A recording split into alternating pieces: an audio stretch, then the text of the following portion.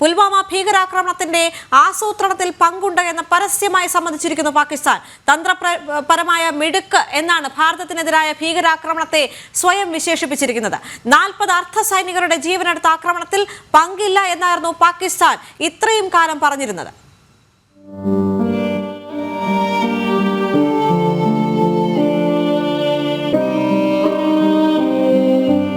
2019 ഫെബ്രുവരി 14 രാജ്യത്തെ ഒട്ടാകെ കണ്ണീരിലാഴ്ത്തിക്കൊണ്ട് പുൽവാമയിൽ ഭീകരാക്രമണം നടന്നത്.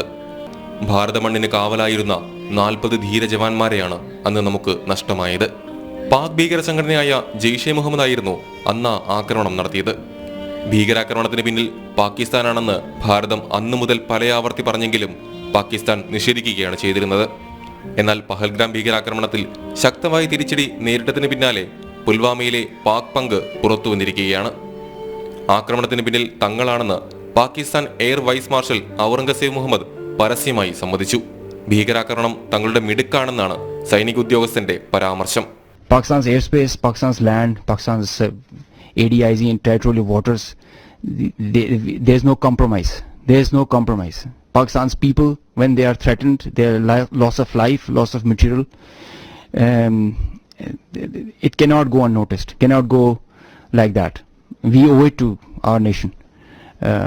And the pride and the trust the Pakistani nation has on our armed forces, we have always upheld it at all cost. At all cost. We did try to tell them with our tactical brilliance in Pulwama.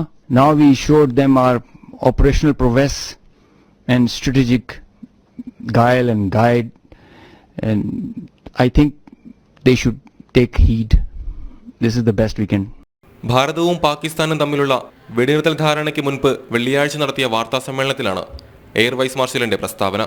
Pulwama ഭീകരാക്രമണത്തിന് തിരിച്ചടിയായാണ് ഭാരതം പാക് അധിനിവേശ ജമ്മു കാശ്മീരിലെ ബലാക്കോട്ടിലെ ജെയ്ഷെ മുഹമ്മദ് ക്യാമ്പിൽ വ്യോമാക്രമണം നടത്തിയത്.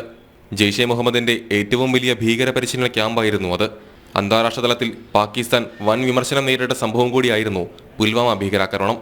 മസൂദ് അസറിനെ ആഗോള ഭീകരനായി പ്രഖ്യാപിക്കണമെന്ന വർഷങ്ങളായുള്ള ഭാരതത്തിന്റെ ആവശ്യം സാധ്യമായത് ഇതിനുശേഷമാണ്. ന്യൂസ് ഡെസ്ക്, ജനം.